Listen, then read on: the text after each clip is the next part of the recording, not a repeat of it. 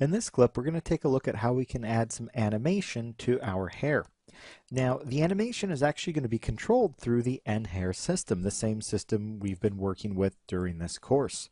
So what we need to do is actually add a modifier that's going to connect an NHair system to our actual hair primitives here. So to do that, I'm going to come over here to the little plus sign, and I can add an animation wires modifier. However, this can be really slow, so before I do that, there's a few things I want to work with. First thing I want to do is probably hide all of these descriptions. So I'm going to just click here to make sure it clears all collections. There we go, so there's nothing there.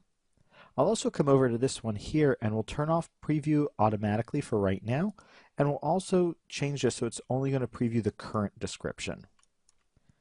There we go, so it just makes the hair, which you can see still takes a little bit of time. So I'm going to drop over here to primitives and probably drop this down to something like 30. So it's just significantly less. We'll be able to still see the dynamics at work with less hairs. Okay, let's go ahead and jump over to our modifiers tab, and let's go ahead and add an animation wires modifier.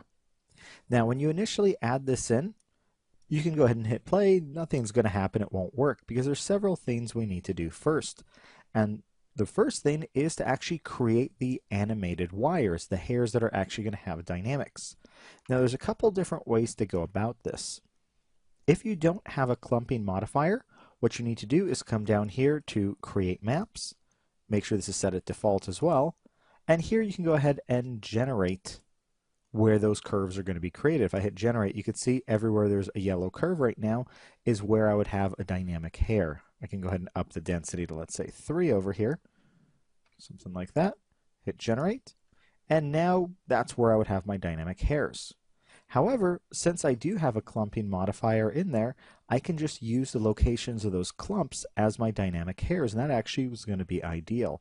So to do that, I just need to select clumping, and you can see create maps will go away. Once I've done that, I can just click here to create hair system. Now what it's going to do is bring up our make curves dynamic option box. I'm going to go ahead and reset this. This is typically what you're going to see, and more often than not you're going to want to make sure that it is NURBS curves. We are attaching curves to the surface. I'll snap them just in case, and while I would probably want to collide with a lower res mesh later on, for right now we'll go ahead and just collide with this high res mesh.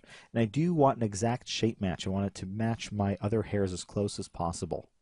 And I'll hit make curves dynamic. Now this could take just a moment, so I'll pause while we kind of run through and make all of these curves dynamic. There we go. That really only took about a minute.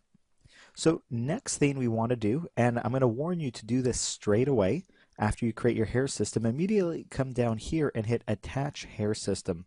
The reason is I found if you actually go ahead and start doing other things and then come back to this, oftentimes it can be really difficult to get this to work. So I'm going to go ahead and just hit attach hair system straight away, and this also may take a moment. It might look like it's frozen, might look like it's stuck, but trust me, it's doing something. Just give it a moment. There we go. You can see mine just snapped out of it. And now this is all connected together. If we take a look at our outliner here, you can see there's my hair system, there's my nucleus, there are my curves, output curves there. We can go ahead and hide all that and just hit play, and you'll see that there is dynamics there. Now there's a lot of different curves here, and it can start to look pretty intense just with all the curves in there. So what you can do is just come in here and hide these. Just hit Control H so we don't have to see them. And I'll go ahead and bring back over here under my primitives. Actually, 30 is probably fine. We'll just go ahead and show them there. So we can see there's the hairs. Now to make sure we see them animating, I'm going to turn on Update Preview automatically. We'll go ahead and hide this here again. Let's go ahead and hit Rewind and hit Play. Now what we should see is it's going to take a little bit longer than it did before, but we are going to get animation off of this hair now. So it's really going to be the same animation that of course we have on the curves.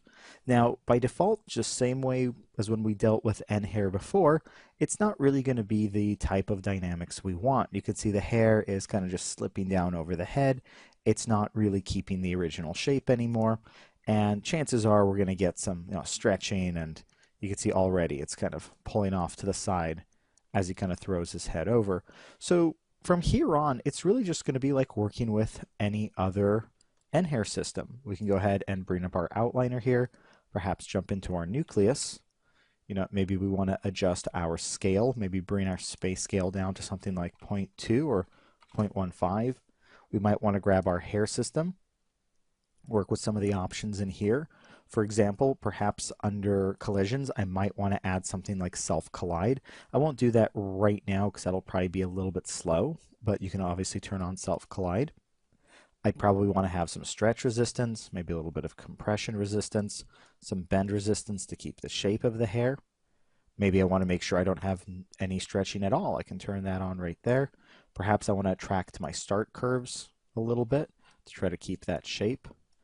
Maybe I want to come down to my forces. Maybe I want to go ahead and add a little bit of damping, so maybe 0.3. Maybe we want to decrease the drag a little bit, whatever it might be that you want.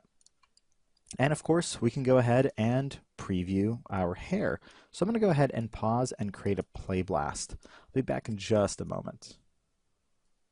All right, there we go. You can see not perfect. It's still very rubbery. We definitely want to create some adjustments, but you could see that the dynamics from the hair system do translate directly over to our XGen hairs. Now, there are some options that you can actually work with here. Let me go ahead and go back to our XGen. Bring this back out over here, jump over to the modifiers tab, and you can see that what we can do is, first of all, change the magnitude scale. So if you find that maybe it's being affected too heavy or not heavy enough in certain areas, you can change how heavy it affects at the root or the tip. For example, I think right now they're just being affected not enough overall. So I'm going to go ahead and maybe increase the effect at the tips of the hairs so that they're going to follow much closer. And I can actually bring down maybe towards the root a little bit. Oops, didn't mean to make an extra point there. We'll go ahead and just kind of shift that out and delete that additional point. There we go. So maybe it'll affect a little bit less at the root. So what we can also do is, for example, maybe you don't want all these little hairs back here to be affected. Just like with all of the other different systems we looked at, you can actually come over here and create a map. And that way you can paint a map that'll exclude these hairs back here from dynamics. And that way we only have the hairs moving that we really want to move. Now, also what's happening here, let me go ahead and bring some of those back, is right now all of these hairs are basically following whatever hair is nearest to them. So what we can do is actually add some interpolation. You can see right here, the current interpolation is set to 0, but they even tell us a good value is 0.5. So I can go ahead and change that to 0.5. And what that's going to do is try to spread those hairs out a little bit more, just so that they don't look like they're each following one individual hair. And we'll go ahead and perhaps increase our density, maybe to 300. Give that just a second. There we go. And you can see they're going to interpolate a bit. Now, keep in mind he's kind of in mid-movement now. That's why the hair looks a little bit funny. And of course, some of these hairs definitely back here we'd probably want to exclude from our animation. But anyway, that's a look at how we can use the animation wires to actually add some dynamic animation to our XGen hair.